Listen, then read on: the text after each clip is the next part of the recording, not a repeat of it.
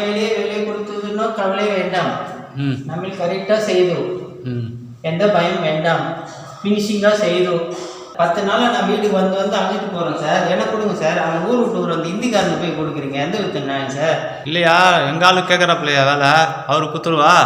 அது 2 நாள் வேலை செய்து 4 நாள் தூங்குது சார், குடிக்குது சார். நம்ம இங்கேயே இருக்குது, இங்கேயே தூங்குது. காலையிலே சீக்கிரம் எழுந்திரிச்சு வேலை செய்து நைட்டு வரைக்கும் வேலை செய்யுது. நீங்களுக்கு வேலை ஃபினிஷிங் செய்து முடிச்சு தருது. டேய் நீ வாயை மூடுறா, சும்மா இவர் தான் இங்கே தான் இன்னைக்கு முடிப்பார் கிழிப்பார். எல்லாம் நாங்களும் இருந்து முடிச்சுட்டு தான் போவோம். சரி, அப்போ நீங்கள் 2 பேர் அடிச்சிங்க, யார் ஜெயிக்கிறான்னு பார்ப்போம். நம்மளுக்கு ரெடி சார்.